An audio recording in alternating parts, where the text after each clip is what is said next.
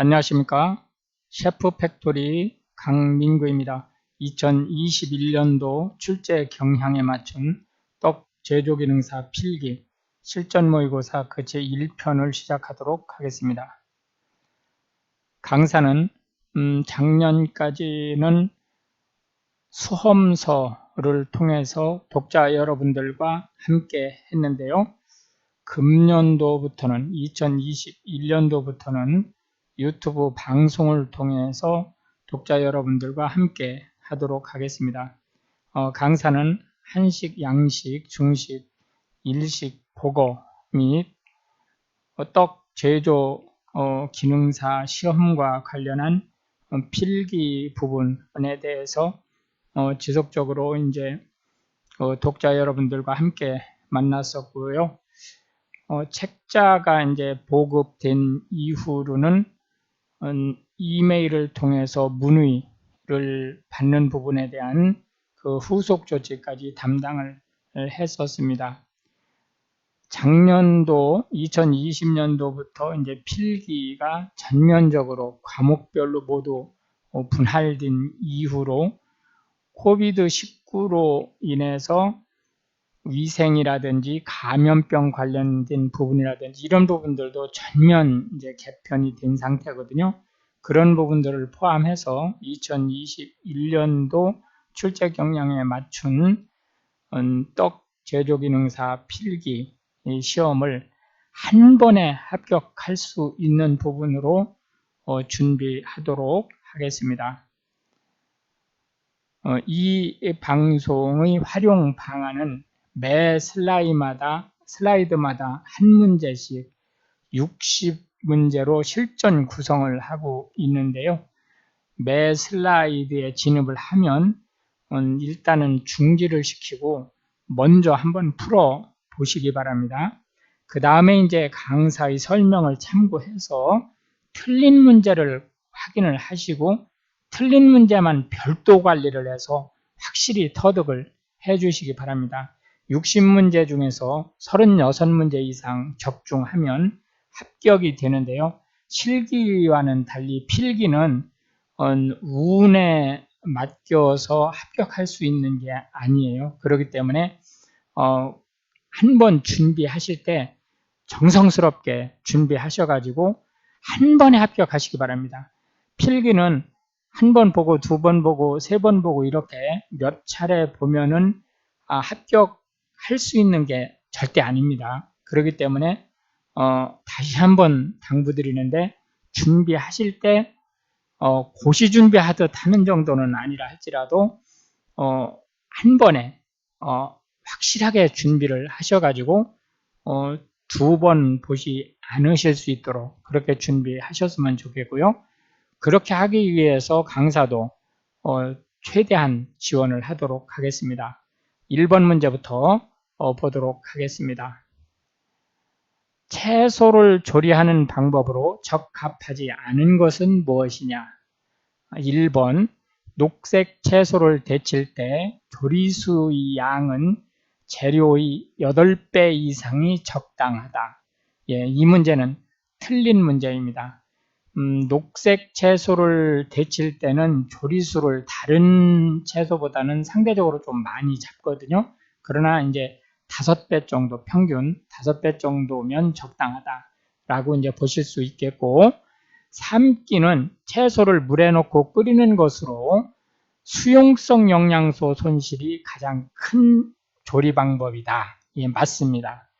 삶기가 수용성 영양소는 가장 많이 파손하는 조리 방법이 맞고요.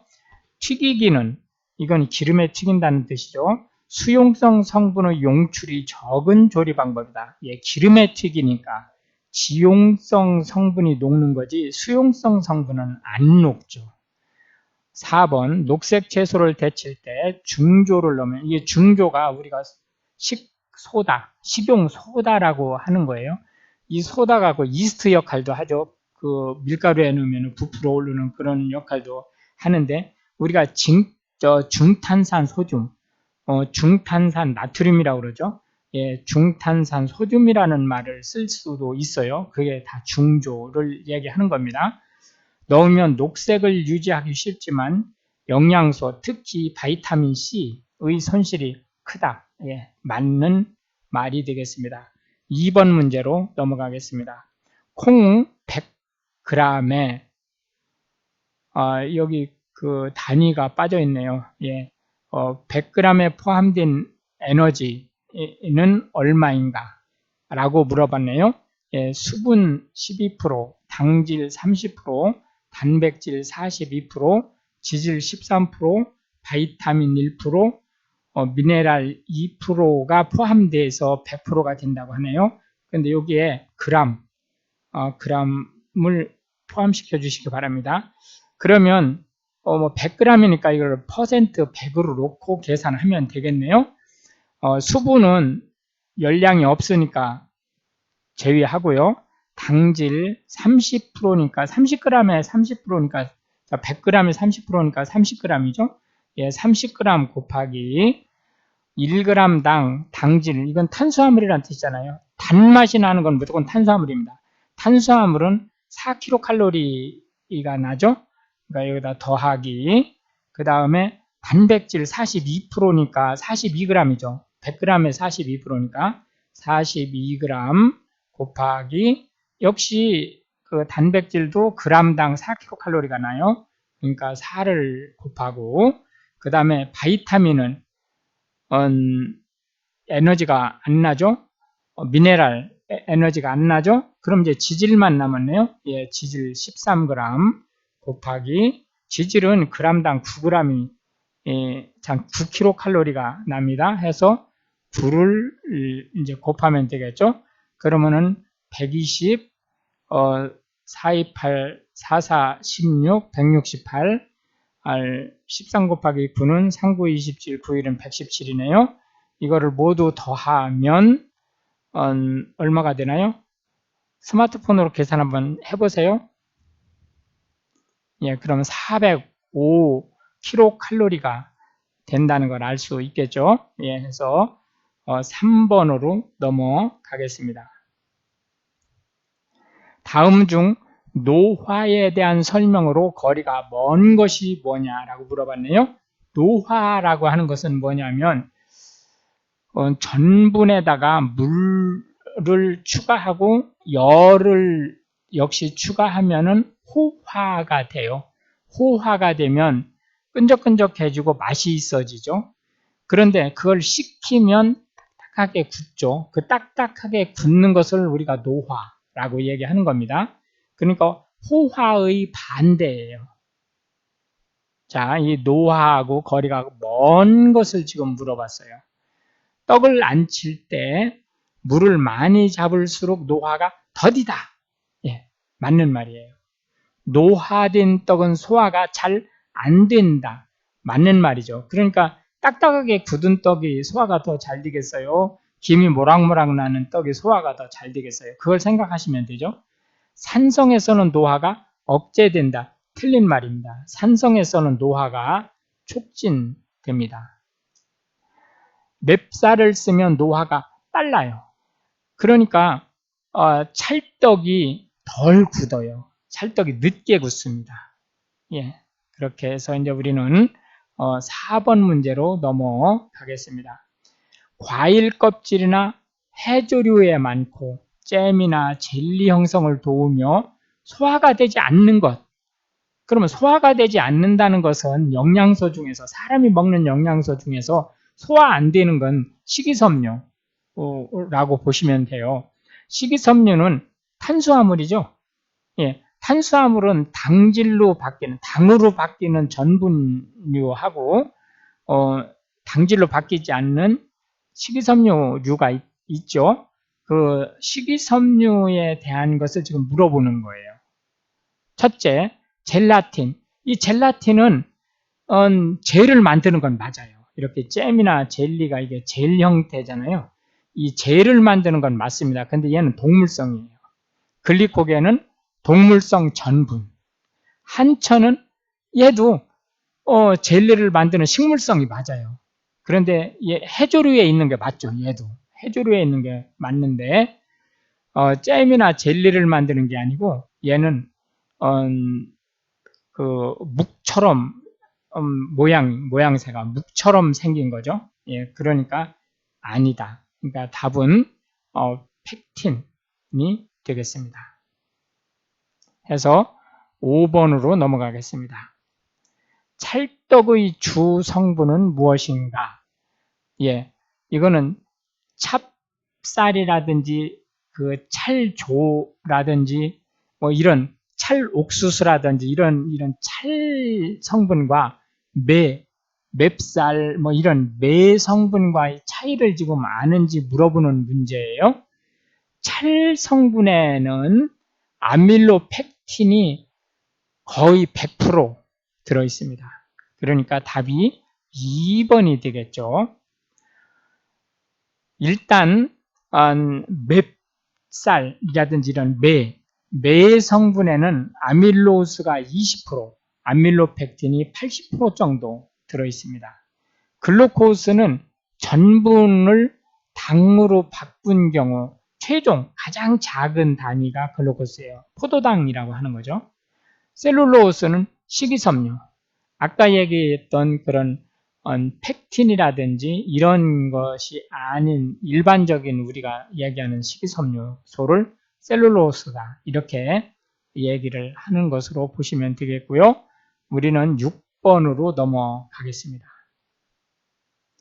세계 3대 곡물 중 소비량이 가장 적은 것이 뭐냐? 라고 물어봤어요. 세계 3대 곡물 중에서 소비량이 가장 많은 것은 옥수수입니다. 1, 그 다음에 밀, 2, 그 다음에 쌀, 3, 중국의 20억 가까운 인구가 쌀을 주식으로, 쌀과 밀을 주식으로 하는데도 옥수수가 가장 많아요. 그리고 이제, 수수가 이제 4대 곡물에 들어갑니다. 그런데 어떤 문제에는 4대 곡물을 보리로 얘기하는 분들도 있어요. 그건 참고하시기 바랍니다. 실제 통계 숫자를 보면 수수가 4위라는 걸 보실 수 있는데 워낙 1, 2, 3위하고 4위와의 차이가 너무 차이가 많기 때문에 4위는 별 의미가 사실은 없습니다. 어쨌든 답은 3번이 되겠습니다. 왜냐하면 3대 곡물에서 물어봤으니까 4대 곡물에서 물어봤으면 4번이 답이죠. 그런데 3대 곡물에서 물어봤기 때문에 3번이 답이 된다 라고 말씀드릴 수 있겠고요. 계속해서 7번 문제로 넘어가겠습니다. 후추, 정향과 함께 세계 3대 향신료에 꼽히며 나무 껍질을 말려서 가루를 내거나 우린 물을 쓰는 것. 예. 이것은 시나몬이라고 하는 계피라고 말씀드릴 수가 있겠습니다. 후추, 정향, 계피, 시나몬을 3대 향신료라고 한다. 예, 8번 문제로 넘어가겠습니다. 다음 중 바이타민의 기능으로 잘못된 것이 뭐냐라고 물어봤네요. 예. 첫째, 바이타민 A를 구루병이 방지되는 영양소다라고 얘기를 했네요. 예, 1번이 틀렸습니다. 바이타민 A는 눈하고 관련된 거예요. 눈. 그래서 야맹증이라든지 이런 것들을 방지하는 거다라고 말씀드릴 수 있겠고 구루병을 방지하는 건 바이타민 D예요. D. 바이타민 B1이 각기병은 뭐죠? 그 무릎에다가 나무망치로 살짝 때리면 이 무릎이 반사적으로 앞으로 쭉 뻗어서 올라가는 그런 게 정상인데 반응을 안 하고 그냥 있어요. 그 무릎 앞을 툭 때려도 그게 이제 각기병이라고 하는 거고 바이타민 C는 괴혈병. 이거는 이제 물론 이제 피가 원인이지만 시름시름 앓다가 이제 죽는 그런 병이죠. 그다음에 이제 바이타민 E는 산화방지제로 쓴다. 예를 들어서 참깨 같은 거에는 바이타민 E 성분들이 많죠. 바이타민 E 성분을 가지고 있는 영양소들이 있기 때문에 상온에다 놔둬도 산패가 잘 안 되죠. 예. 9번 문제로 넘어가겠습니다. 다음 중 경채류인 것이 뭐냐라고 물어봤네요. 경채류라는 뜻이 뭐죠? 채소는 채소인데 줄기를 먹는 것을 얘기하는 거예요. 예, 이것은 아스파라거스가 답이 되겠고요. 브로콜리, 아티초크, 콜리플라워 이 세 가지 모두 화채류입니다. 화채류. 채소는 채소인데 꽃을 먹는 채소를 우리가 화채류라고 얘기를 하죠. 다음 중 강황의 매운맛의 주성분이 뭐냐? 강황하고 커리는 비슷합니다. 예, 매운맛의 주성분이 뭐냐라고 물어봤네요. 예, 이거는 커큐민이 답이 되겠습니다. 차비씨는 후추의 매운맛이에요. 매운맛은 매운맛인데 후추에 포함된 거다. 캡사이신은 고추에 포함된 거다. 진저올은 생강에 포함된 거다. 라고 말씀드릴 수가 있겠고요. 11번으로 넘어가겠습니다. 다음 중 전분의 성질로 거리가 먼 것을 물어봤어요. 전분, 녹말 가루를 전분이라고 생각하시면 돼요.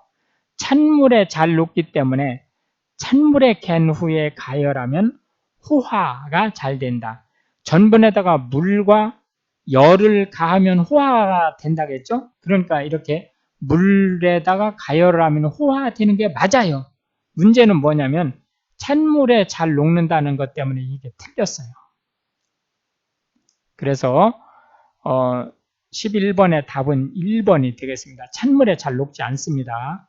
녹말가루는 아밀로스가 20% 정도 포함되면 매전분이 된다. 맞는 말이죠? 예, 찰전분은 아밀로스가 사실상 없어요.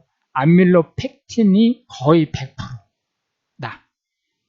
찰전분은 아밀로펙틴만으로 이루어져 있다.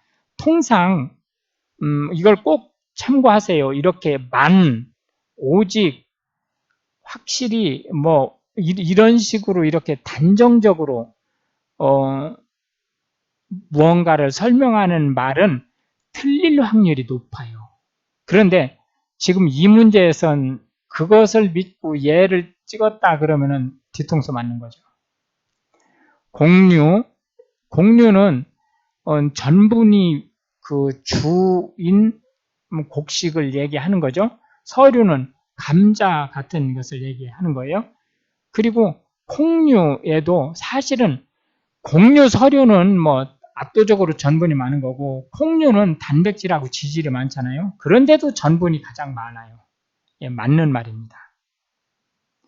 그래서 우리는 12번 문제로 넘어가겠습니다.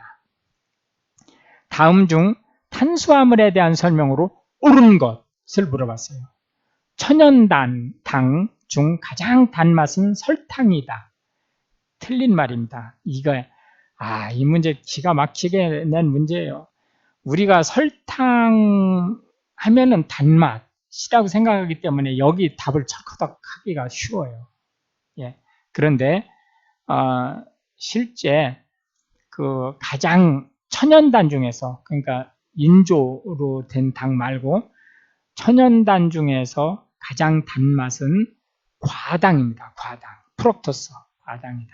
이렇게 말씀드릴 수 있겠고요.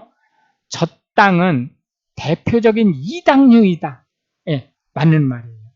맞는 말이고요. 대표적인 이당류는 젖당뿐만이 아니고 메가당이라는 게 있고, 그 다음에 이제 여기 설탕이 있어요. 이렇게 세 가지가 젖당, 이걸 유당이라고 그러죠. 설탕, 메가당 이 세 가지가 가장 대표적인 이당류다라고 보실 수 있겠고, 포도당은 전분의 다른 표현이다가 아니에요. 전분을 쪼갰을 때 가장 작은 단위가 포도당이에요. 얘는 단당류예요. 그러니까 이당류보다도 작은 거예요. 이당류는 당이 2개가 붙어서 이당류잖아요. 포도당은 당이 하나밖에 없는 단당류예요. 식이섬유는 소화가 잘 되어 변비를 예방한다. 천만의 말씀. 식이섬유는 소화가 전혀 안 됩니다. 참고로 자, 소나 양처럼 그 위가 4개 이렇게 있어가지고 되씹는 동물은 이 식이섬유를 소화시키거든요. 그런데 그 동물들조차도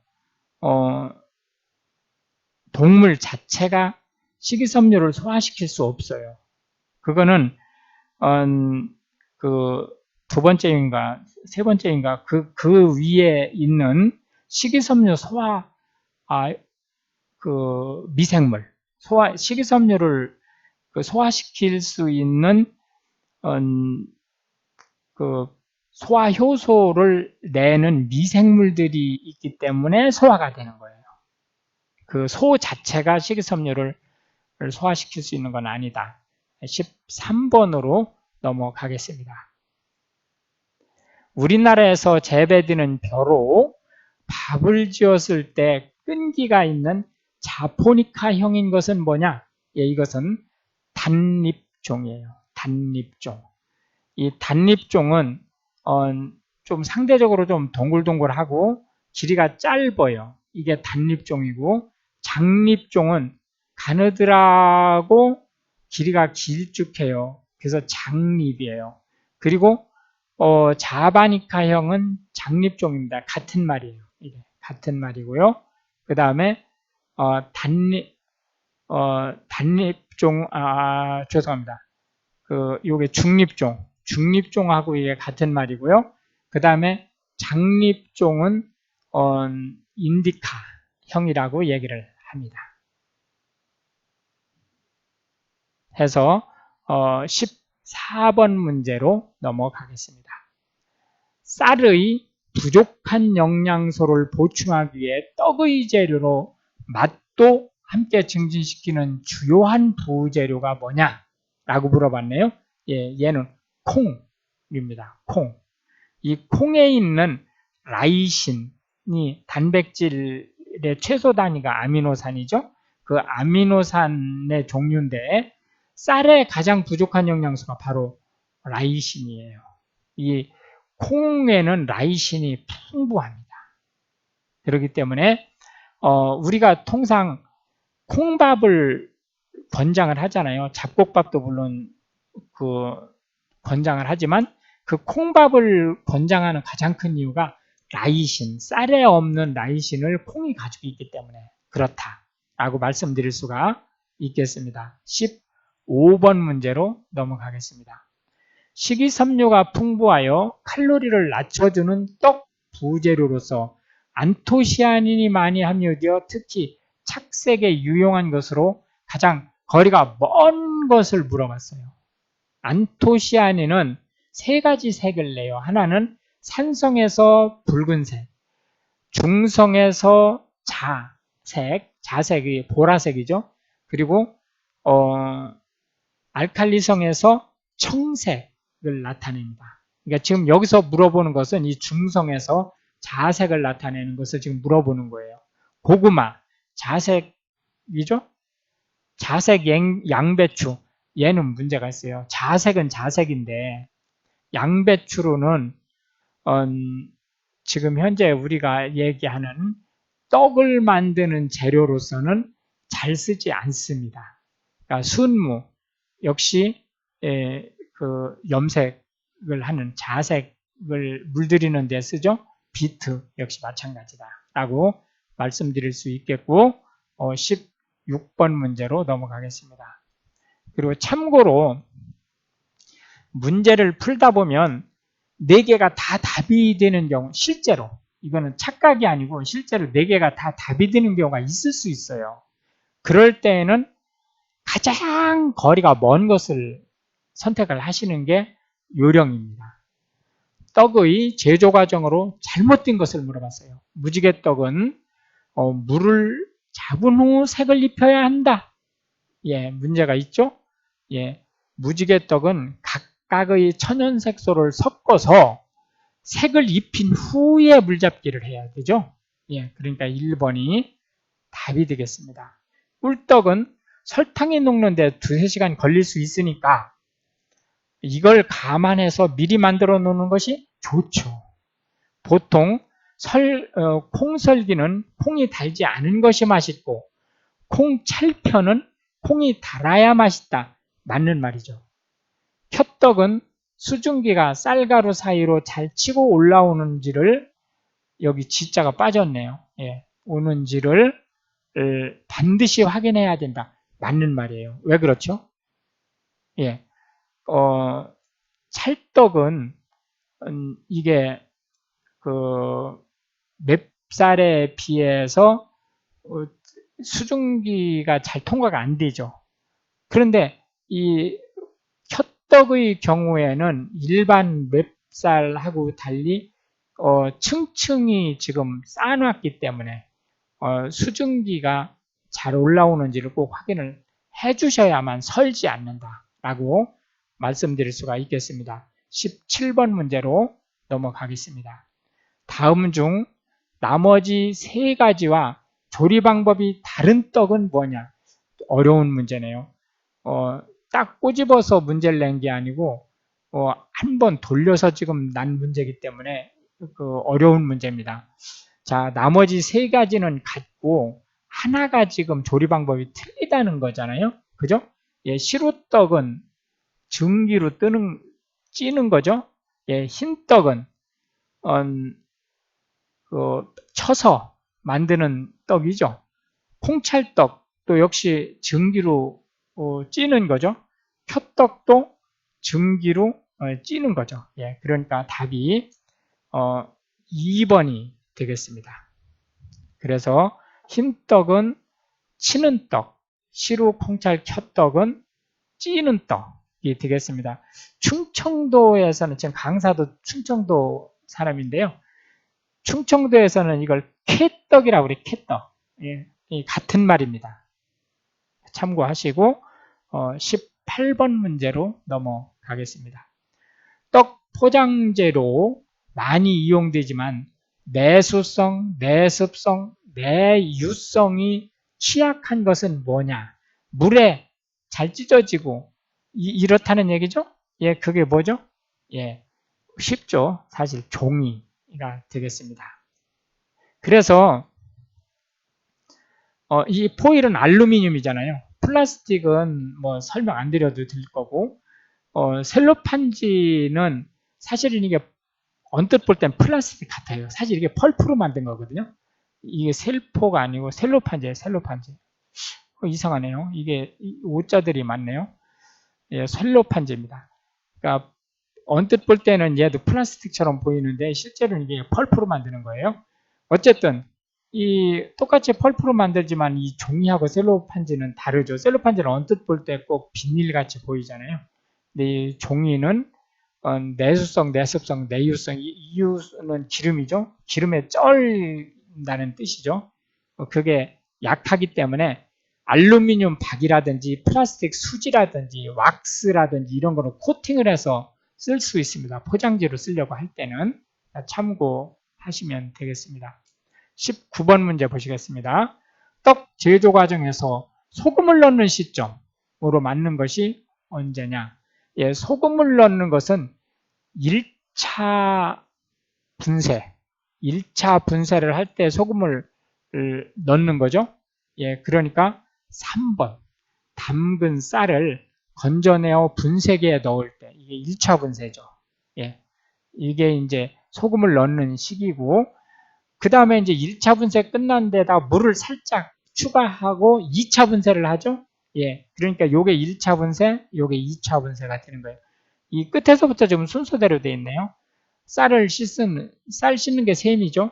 쌀 씻은 후에 물에 담고 그 다음에 여기서 건져내서 분쇄기에 넣을 때 소금을 추가하고 그 다음에 물을 살짝 추가해서 2차 분쇄하고 그 다음에 설탕을 섞는 거죠. 예, 순서가 거꾸로 되어 있네요. 예, 20번 문제로 넘어가겠습니다. 백설기를 만들려고 하는데 10kg의 불린 맵쌀을 사용할 때 물, 소금, 설탕의 양으로 가장 적당한 것이 단위를 g으로 할 때 뭐냐라고 물어봤네요. 1g, 그러니까 1kg, 여기 문제는 10kg이죠. 근데 1kg 당 물은 150g, 그 다음에 소금은 10g, 설탕은 100g을 넣습니다. 그러니까 얘가 이 3번이 언제? 이 기준이 되는 거예요. 얘가 기준이 되는 거죠. 그러니까 이 기준은 무슨 뜻이죠? 1kg일 때, 1kg일 때의 양이에요. 그러니까 여기다가 10kg이니까 10을 곱해야 되죠.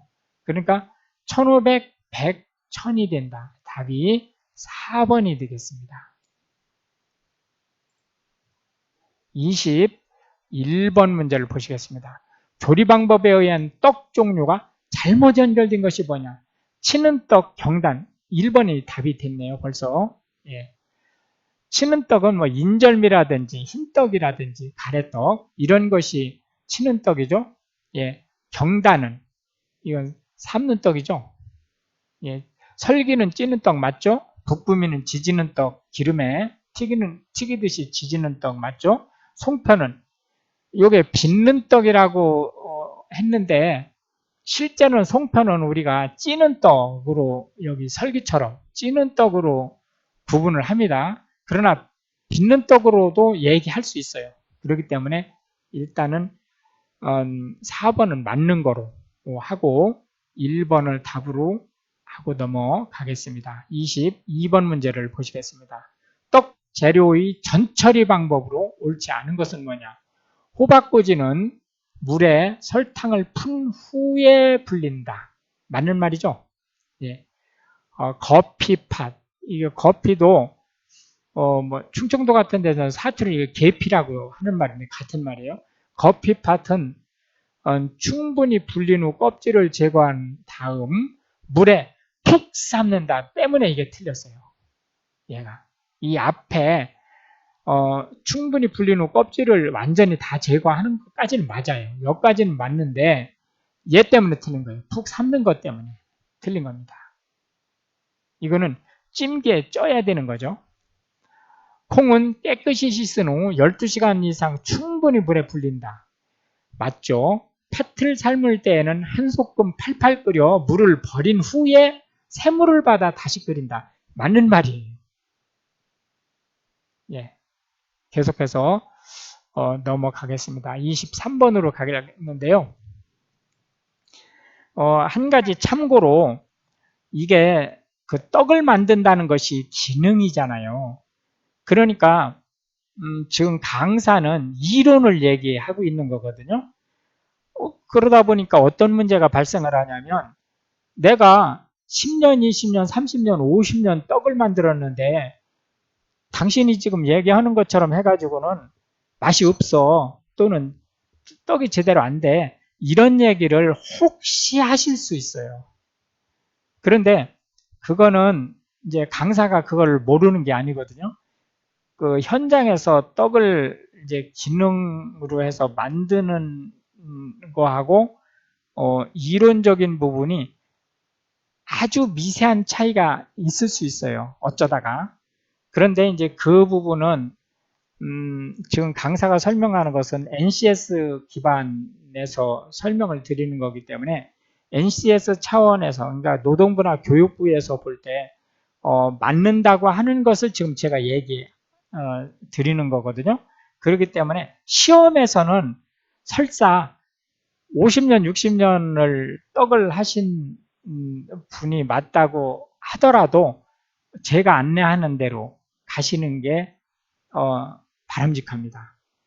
그러니까 그 부분을 꼭 그 오해하지 마시고 시험하고 실무가 다르면 사실 안 되는 거죠. 그러나 어쩌다가 그게 일부 아주 미세하게 다른 부분이 있을 수 있어요. 그거는 꼭 그 배려를 해서 그 공식적인 차원에서 답인 것을 답으로 하실 수 있게 그렇게 하셨으면 좋겠습니다. 23번 서기병 장식으로 가장 알맞은 것이 뭐냐라고 물어봤어요. 이거는 답이 3번. 예, 잣은 반을 잘라 비늘잣으로 장식을 하는 게 맞다. 서기병이기 때문에 이제 서기체가 들어가는 맞는데 장식을 할 때는 잣을 반으로 잘라가지고 비늘잣을 쓴다라고 하는 것을 답으로 하시면 되겠습니다. 24번 문제로 넘어가겠습니다. 영광 향토음식 특산품으로 계승 발전되고 있는 떡으로서 농산물 지리적 표시 제104호로 등록된 것이 뭐냐? 이 104호는 뭐 사실 암기하실 필요 없는데 영광 향토 음식이라는 거를 지금 물어본 거죠, 사실은. 예, 이거는 모신잎 송편이 되겠습니다. 그래서 전주 지역을 중심으로 해서 못이 관련된 부분이 많이 그 향토 음식으로 진행이 되고 있기 때문에 이 부분 참고하시기 바랍니다. 25번 문제 들어가겠습니다. 다음 중 떡 제조 방법으로 바람직하지 않은 것을 물어봤어요. 찹쌀은 맵쌀보다 수분 보유량이 많으므로 물을 덜 주거나 아예 주지 않아야 한다. 맞는 말이에요. 이게 언뜻 생각할 때는 특히 아까도 그런 말씀을 드렸지만 이렇게 극단적인 얘기가 나오잖아요. 이렇게 주지 않아도 된다 이런 식으로. 이게 대부분 틀리거든요. 그런데 여기서 맞는 말이에요. 맵쌀과 달리 찹쌀 모두 여러 번 체에 내려서 고운 가루를 만들어야 익히기 좋다. 틀렸죠? 예. 찹쌀은 너무 곱게 내리면 수증기가 올라가지 않기 때문에 익지 않을 수 있어요. 찹쌀 반죽은 많이 치대주면 노화가 지연되죠? 예, 맞는 말입니다. 찹쌀은 거칠게 빻아야 잘 익죠? 맞는 말이에요. 그럴 경우에 식감이 당연히 나빠질 수 있죠. 거칠게 빻으면. 26번으로 가시겠습니다. 티 없이 맑게 자라라는 기원을 담아서 애기의 100일이나 첫돌에 꼭 차리는 떡은 뭐죠? 예, 이거는 흰 무리. 우리가 이걸 백설기라고 해요. 흰 무리를. 예, 무리떡 중에 하얀색 무리라는 뜻이죠. 예, 이거는 3번이 답이 되겠고요. 참고로 옛날에는 이 돌이라는 말을 돌에다가 리을 시옷으로 썼었어요. 시옷으로. 근데 지금은 이렇게 첫돌도 리을 받침만 한다라는 걸 참고로 알아두시고요. 물론 이렇게 쓴다고 해도 문법상 틀린 말은 아니에요. 그러나 이제 지금은 첫돌을 그냥 시옷을 안 쓰고 두 돌, 세 돌, 네 돌 할 때하고 똑같이 돌을 리을만 쓴다라고 하는 것을 참고하시기 바라고요. 27번 문제로 넘어가겠습니다. 떡류의 포장용기 표시사항으로 맞는 것을 물어봤어요. 유기농 여부, 예, 표시 안 해도 되죠. 제조일자, 예,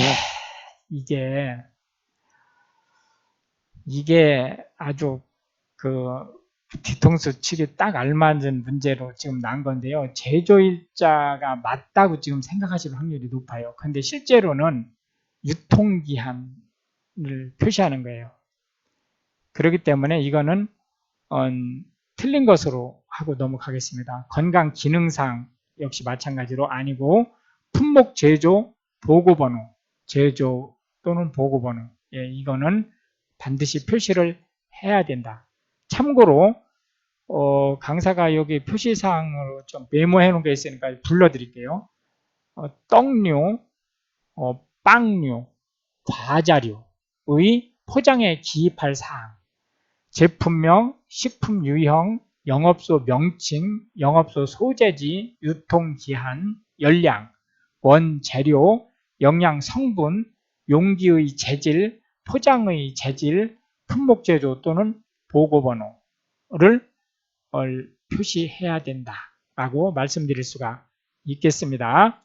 28번 문제로 넘어가겠습니다. 다음 중 쑥썰기의 재료로 이상하네요. 이게 왜 이렇게 오타가 많을까요? 예, 재료로 적합지 않은 것이 무엇이냐라고 물어봤네요. 예, 답은 1번이 되겠습니다. 단호박 가루는 떡 케이크의 주재료예요. 그러니까 쑥, 맵쌀, 설탕은 쑥썰기의 메인 재료다라고 말씀드릴 수 있겠고요. 29번 문제로 넘어가겠습니다. 다음 중 포장의 기능으로 옳은 것을 물어봤어요. 포장의 기능으로 옳은 것. 포장을 식품의 용량과 모양에 맞춰야지 포장을 위하여 식품의 용량과 모양을 규격화해서는 안 된다 라고 얘기를 했는데요. 틀린 말이에요. 물론 이제 처음에는 이제 법이나 제도나 기술이나 뭐 마케팅, 회사의 정책이라든지 이런 것들로 해서 이제 그 규격을 맞추겠죠? 그리고 이제 규격에 맞춰서 포장이나 용기를 이제 만들겠죠. 그러나 일단 한 번 포장이나 이제 용기가 만들어지면 얘가 규격화 기준이 될 수 있어요. 그렇기 때문에 이제 1번은 틀린 말이다. 외부로부터의 빛, 산소, 수분, 이물질, 오염 등을 차단해서 식품의 저장성을 높이고 위생성을 유지한다. 맞는 말이에요. 2번이 옳은 것을 물어본 거니까요. 답이 되겠습니다. 과장 광고로 소비자의 욕구를 유발하여 판매를 촉진할 수 있다. 자, 여기도 마찬가지예요. 포장을 예쁘게 하고 멋있게 하고 포인트를 딱 잡아서 잘하면 소비자의 욕구를 유발하여 판매를 촉진할 수 있어요. 문제는 뭐냐? 과장이라는 것 때문에 문제가 되는 거예요. 포장은 식품위생법의 관리 대상이 아니다. 아니에요. 관리 대상이에요. 아니다가 아닙니다. 관리 대상이다. 포장, 용기 다 관리 대상이다. 30번 문제 보시겠습니다.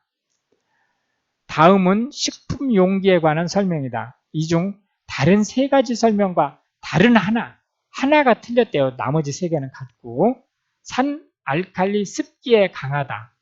예, 강하대요. 펄프를 원료로 만든 필름이다. 예. 그 다음에 열 접착이 잘 안 된다. 광택성과 투명성이 좋으며 인쇄에 용이하여 플라스틱처럼 보이지만 인체에 무해하여 널리 활용된다. 라고 지금 얘기가 나왔어요. 여기서 펄프를 원료로 하는 필름은 셀로판 용기를 얘기하는 거예요. 셀로판 용기는 열 접착이 잘 안 되죠. 그리고 광택성과 투명성이 좋죠. 인쇄 잘 되죠. 그렇지만 인체에 무해한 게 맞죠. 예, 해서 2번, 3번, 4번은 셀로판 용기에 해당하는데 산 알칼리 습기엔 강한 게 아니고 약하죠. 왜냐? 펄프로 만든 거니까 종이처럼. 이제 종이 같지는 않죠, 당연히. 종이 같지는 않지만 그러나 다른 용기에 비해서 예를 들자면은 뭐 플라스틱 용기라든지 뭐 스테인레스 강으로 만든 용기라든지 알루미늄으로 만든 용기라든지 이런 거하고 비교하면 비교가 안 되게 산 알칼리 습기에 약하다 라는 얘기죠. 31번 문제를 보시겠습니다. 식품위생법상 영업에 종사하지 못하는 질환이 아닌 것을 물어봤어요. 황색 포도상 구균 감염증 당연히 종사하지 못하죠. 특히 황색 포도상 구균 감염증은 예를 들어 이제 고름이 나는데 손가락 끝에서 고름이 난다든지 이럴 수 있잖아요. 그러면은 장갑을 끼고 음식을 만들 생각을 하실 수 있는데 절대로 안 된다. 세균성 이질 당연히 안 되죠. 결핵. 자, 이 결핵은 체크를 하고 넘어가셔야 돼요. 여기서. 결핵이 답일 수도 있고 아닐 수도 있는 거예요. 왜 그러냐면 감염성 결핵은 종사하지 못하는데 감염성이 없는 결핵은 종사를 할 수 있어요. 그러니까 얘는 답이 될 수도 있고 안 될 수도 있어요. 4번을 먼저 보시죠. 비형 간염. 얘는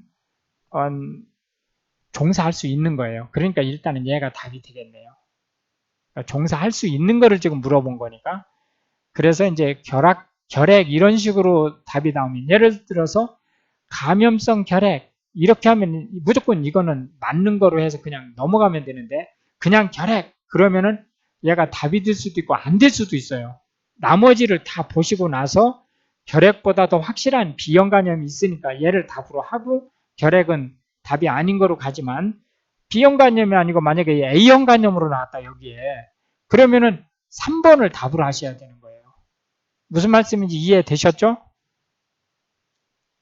32번 문제를 가보시겠습니다. 외식업소에서 감염병의 전파 방지를 위해 조리사가 일반적으로 지켜야 할 것으로 거리가 먼 것을 물어봤어요. 칼과 도마의 용도별 분리 사용 맞는 말이죠. 이게 웬 뭐 호화로운 얘기냐라고 생각하실 수 있지만 칼과 도마는 용도별로 분리하시는 게 맞아요.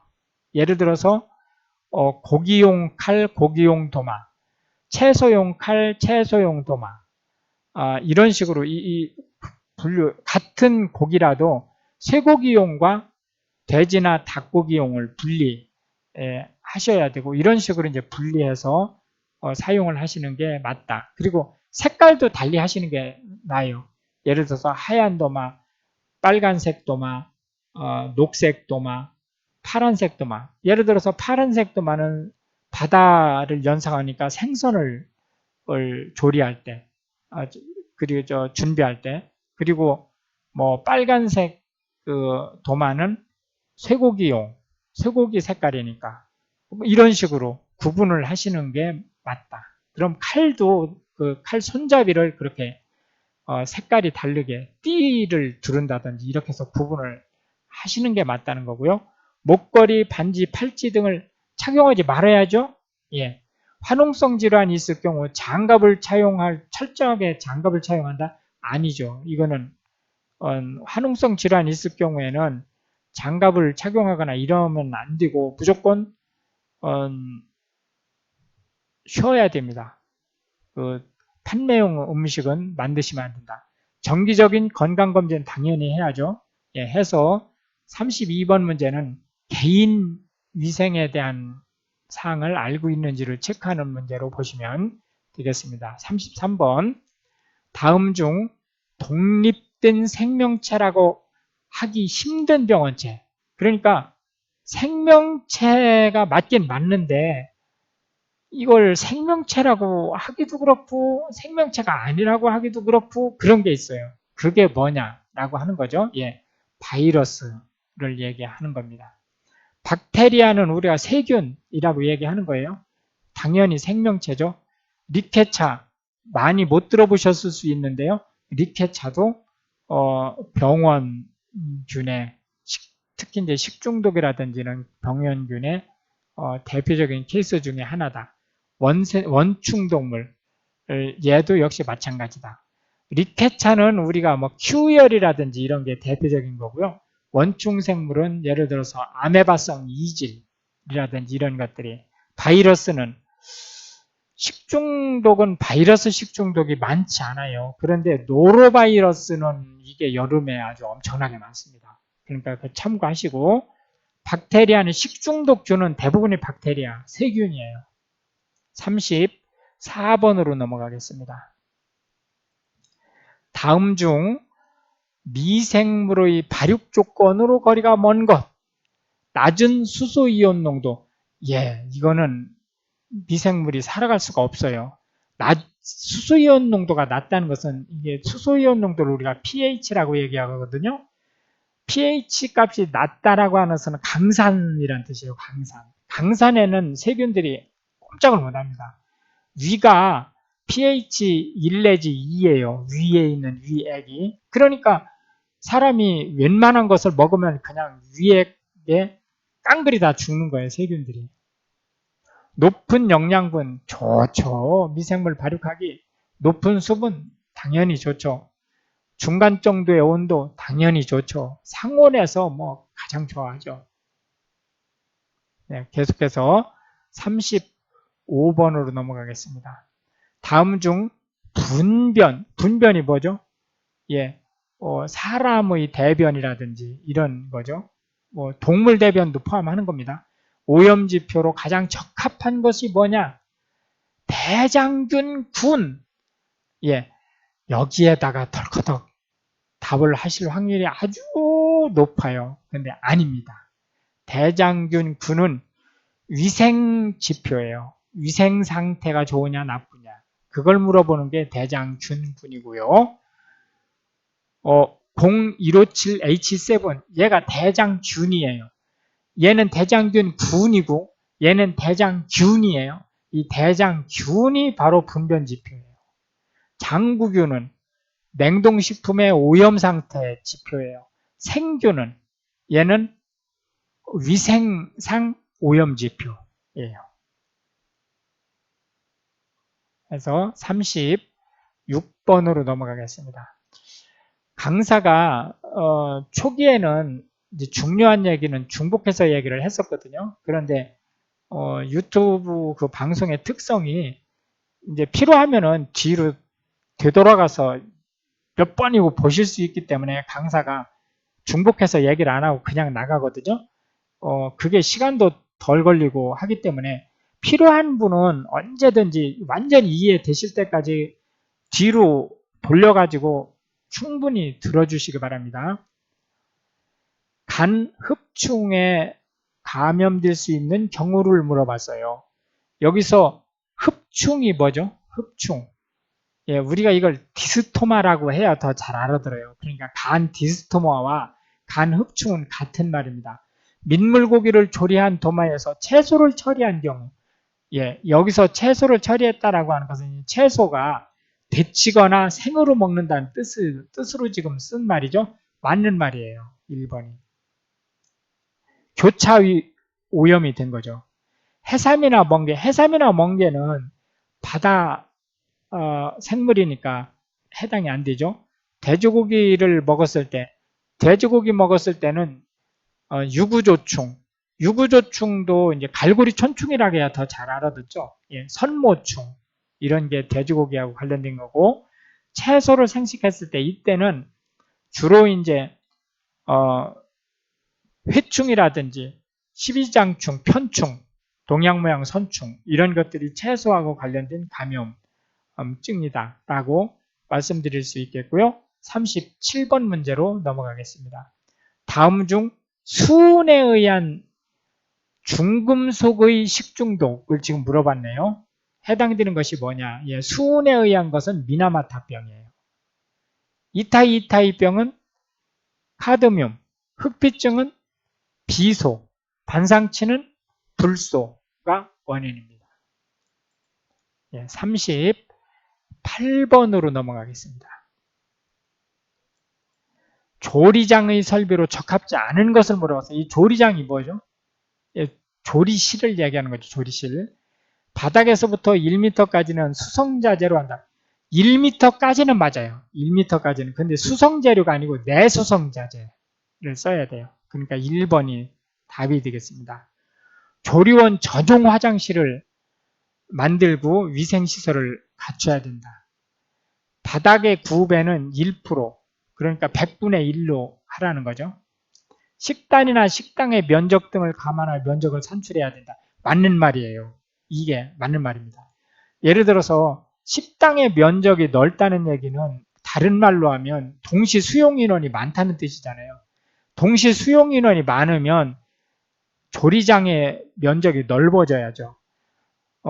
식단, 예를 들어서 그 음식을 무슨 메뉴를 주로 만드는 것을 우리가 우리 식당의 기본으로 한다라고 하면 이 식단에 따라서 면적이 더 넓은 면적을 필요로 하기도 하고 더 좁은 면적을 필요로 하기도 하고, 그런 식단을 만들기 위해서는 조리기구가 더 큰 것이 들어와야 되고 더 작은 것이 들어와야 될 수도 있고 하기 때문에 식단이나 식당의 면적을 감안해서 조리장 면적이 산출돼야 된다라고 말씀드릴 수 있겠고, 39번으로 넘어가겠습니다. 다음 중 해썹, 즉 식품 및 축산품 안전관리 인증기준 수행 7원칙이라고 했어요. 해썹 총 12가지 원칙이 있는데 그 앞에 5단계가 있고 뒤 7원칙이 있죠. 이 7원칙은 그러니까 총 12개로 볼 때는 6번에서부터 시작해서 12번까지 해당되는 거죠. 그러면은 이 수행 7원칙에 해당되는 첫 번째 절차가 뭐냐? 예, 이거는 한 식품의 유해 요소 분석을 하는 게 첫 번째 절차입니다. 이 12개 이 맨 앞에, 그러니까 5개의 맨 앞에는 해썹팀을 구성하는 거예요. 얘가 1번이 되는 거지만 이 뒤 7원칙의 맨 앞에는 식품의 유해 요소를 분석하는 것이 맨 앞이다.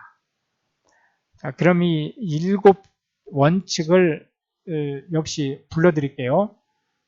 유해 요소 분석이 첫 번째고 중요 관리점 결정, 그걸 CCP라고 그러죠. 예.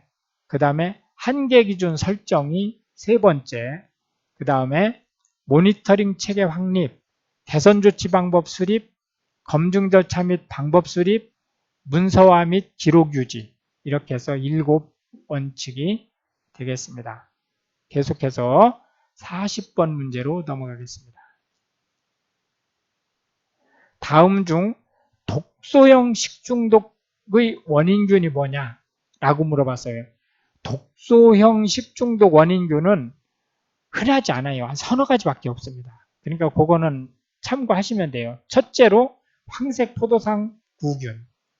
그 다음에 이제 살모넬라 비브리오 대장균은 다 감염형이에요. 독소형이 아니고 감염형. 독소형이 2-3가지밖에 안 된다고 했잖아요. 황색 포도상 구균, 바실러스 세레우스, 클로스트리디엄 보툴리넘이 가장 대표적인 독소형 식중독이다. 이렇게 말씀드릴 수 있겠습니다. 41번 문제로 넘어가겠습니다. 주방의 바닥 조건으로 맞는 것. 산이나 알칼리에 약하고 습기 열에 강해야 한다. 예, 여기서 습기 열에 강해야 된다는 것은 맞아요. 문제는 뭐냐? 산이나 알칼리에 약하면 안 돼요. 그러니까 이건 틀린 말이죠. 예, 이건 틀린 말이다. 바닥 전체의 물배는 20분의 1, 20분의 1이 아니고 100분의 1이에요. 100분의 1. 조리 작업을 드라이 시스템화 할 경우 물배는 100분의 1 정도가 적당하다. 100분의 1이 적당한 건 맞아요. 얘는 맞는데 문제는 뭐냐면 드라이 시스템화 하면 물배가 필요 없어요. 왜냐하면 물이 없으니까. 그래서 역시 마찬가지로 얘도 틀린 말이고 얘도 틀린 말이에요. 고무 타일, 합성 수지 타일 등 잘 미끄러지지 않는 것이 좋다. 예, 4번이 답이 되겠습니다. 맞는 말이에요. 4번은. 계속해서 42번으로 넘어가겠습니다.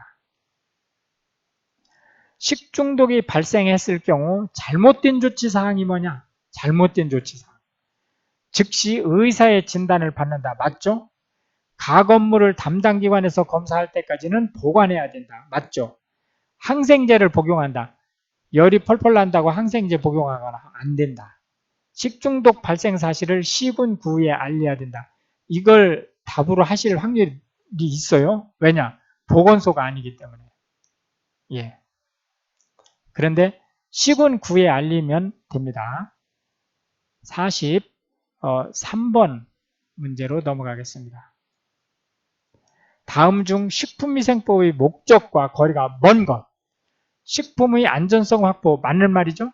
식품의 판매 촉진. 예, 이거는 식품위생법하고 관계없이 그 외식업소의 문제죠. 예, 식품 영양의 질적 향상을 도모한다. 맞는 말이죠? 식품의 위해를 방지한다. 맞는 말이에요. 예, 계속해서 44번 문제로 넘어가겠습니다. 다음 중 윈슬로우라는 학자가 정의한 공중보건의 내용과 거리가 먼 것을 물어봤어요. 질병의 치료, 안 되는 말이에요. 치료는 안 됩니다. 무조건 안 돼요, 치료는. 생명의 연장 맞는 말이고, 건강과 능률의 향상 맞는 말이고, 질병의 예방 맞는 말이에요. 예, 45번으로 넘어가겠습니다. 다음 중 공기 중에서 가장 큰 비중을 차지하는 기체가 뭐냐? 질소입니다. 질소가 약 78%, 산소가 약 21%, 수소는 뭐 거의 없어요. 뭐 아르곤이 0.9%, 이산화탄소가 0.03% 정도 됩니다. 46번으로 넘어가겠습니다. 다음 중 고려시대의 떡에 대한 설명으로 알맞은 것을 물어봤어요. 불교가 융성함에 따라 차와 함께 떡을 즐기는 풍속이 상류층을 중심으로 유행했다. 맞는 말이죠? 농업기술과 음식의 조리, 가공, 보관기술이 발전한 건 조선시대예요. 부재료로 향신료가 이제 널리 이용되기 시작한 건 조선시대. 혼례와 빌례 등 각종 행사와 연희가 많아짐에 따라 떡은 더 화려하고 종류도 다양해졌다. 조선시대예요. 그래서 47번으로 넘어가겠습니다. 다음 중 초파일에 해먹었던 떡이 뭐냐라고 물어봤네요. 초파일은 음력으로 4월 8일 석가탄신일이죠. 초파일에 먹었던 떡은 느티나무 어린 순으로 만든 느티떡, 장미꽃 잎으로 만든 화전, 장미화전. 그래서 답이 2번이 되겠습니다.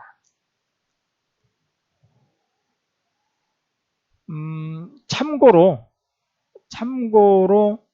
그 절기에 따른 떡을 그냥 빠른 속도로 불러드리겠습니다. 삼진날, 중삼절이라고 해요. 진달래 화전, 한식, 쑥떡, 단오, 수리치떡, 차륜병이라고도 해요. 유두, 상화병, 밀전병, 삼복, 주악, 게장국, 임자수탕, 추석, 송편, 인절미, 중양절, 국화전, 밤떡, 상달, 팥시루떡, 애단자, 밀단고, 동지, 팥죽, 전약, 나벌, 골무떡, 골동반, 공동반은 비빔밥을 얘기하는 거죠. 예, 설날, 첨새병, 떡국이라고 하는 거죠. 예, 중화절, 사길송편이 절기 음식이라고 말씀드릴 수 있겠고요. 48번으로 넘어가겠습니다. 감자시루떡과 옥수수 설기가 대표적인 지방떡인 고장. 예, 감자하고 옥수수 그러면 강원도죠. 충청도는 뭐 꽃산병, 쇠머리떡, 약편 뭐 이런 것들이 있고요. 전라도는 감시리떡, 감고지떡, 감인절미, 복령떡 뭐 이런 것들이 있고, 경상도는 감단자, 상주설기, 모신잎, 송편, 망개떡 이런 것들이 있다. 이렇게 말씀드릴 수 있겠고요. 49번으로 넘어가겠습니다. 다음 중 곡물가루, 한약재, 꽃가루, 녹말가루 등의 가루 재료를 조청으로 반죽하여 틀에 눌러서 만든 것, 예, 다식이 되겠습니다. 유가는 뭐죠?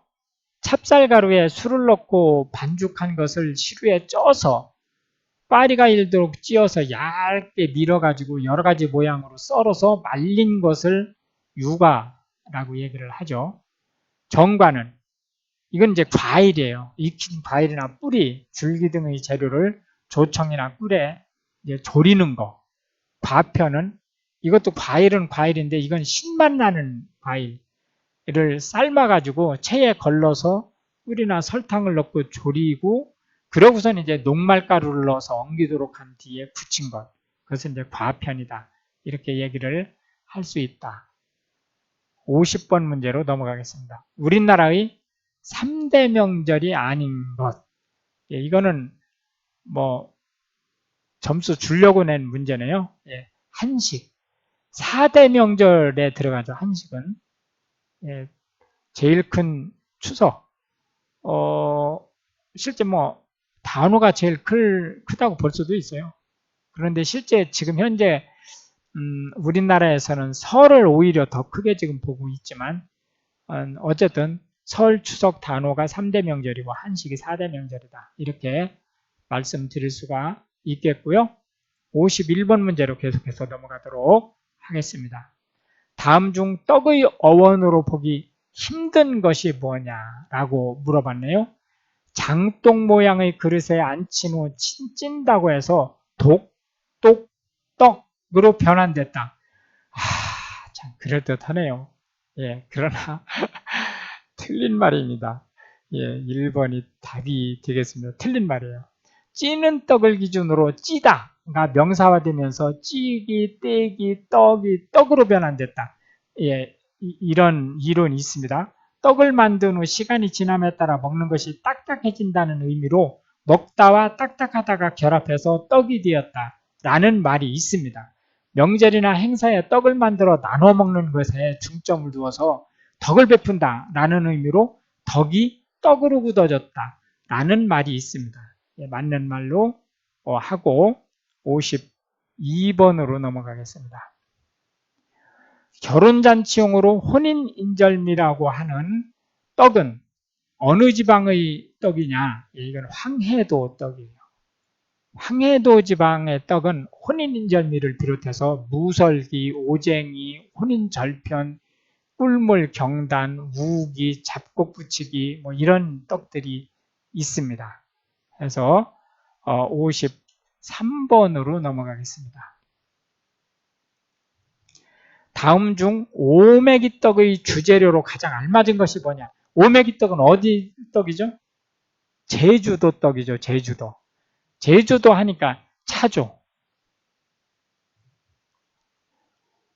제주도에서 뭐 맵쌀이나 이런 건 아예 안 나고 보리도 통상 잘 안 나죠. 예, 계속해서 54번으로 넘어가겠습니다. 다음 중 전통 화전용으로 쓰는 꽃으로 볼 수 없는 것을 물어보세요. 화전이 뭐예요? 화전이 예를 들어 그 찹쌀가루라든지 이거를 이제 기름에다가 이렇게 지질 때 거기에다 꽃무늬를 놓는 것을 화전이라고 그러죠. 예, 장미꽃 썼죠. 진달래꽃 당연히 썼죠. 국화꽃 썼죠. 송화, 소나무꽃 썼죠. 썼는데 얘는 화전용이 아니고 다식용이죠. 그래서 4번이 답이 되겠습니다. 55번 문제로 가겠습니다. 농사를 준비하는 절기에 일꾼들에게 만들어준 송편을 물어봤어요. 농사를 준비하는 절기 하면 중화절을 얘기하는 거예요. 음력으로 2월 1일. 그러니까 설날 한 달 뒤를 얘기하는 거죠. 예, 이거는 노비송편이 되겠습니다. 노비송편은 우리는 사길 송편이라고 돼요. 사길이라고 하는 것이 상망할 때 그 삭자예요. 그러니까 달이 하나도 안 보이니까 사기죠. 상망할 때 망은 뭐예요? 달이 휘둥그러 하다니까 보름이죠. 56번 문제로 넘어가겠습니다. 상추설기, 그러니까 상추로 만든 백설기를 뜻하는 거죠. 다음 중 어느 지역의 향토 음식인가? 예, 이거는 와거병이라고 얘기하는 거거든요. 상추설기를 와거병, 서울 지역이에요. 서울 지역. 계속해서 57번으로 넘어가겠습니다. 액을 막아준다는 의미로 이사 후에 집들이를 하거나 고사를 지낼 때 쓰인 떡이 뭐죠? 예, 이거는 액막이는 붉은색을 뜻하기 때문에 팥이 들어간 시루떡이다. 이렇게 이제 말씀드릴 수 있겠고요. 58번으로 가겠습니다. 송편의 소가 뭐예요? 안에 넣는 것을 얘기하는 거죠.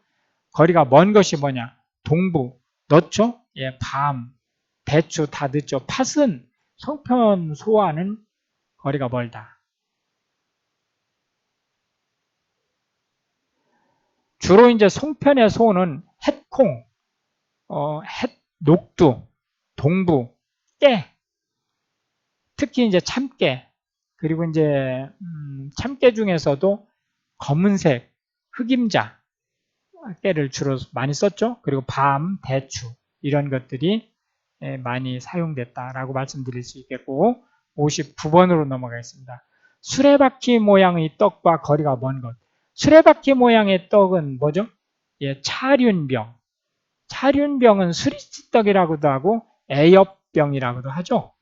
예, 이거는 단오에 먹는 거니까 3대 명절 음식하고 관련된 거죠. 그러나 추석이나 추수절기하고는 관련 없다. 이거는 농사 짓기 시작할 때예요.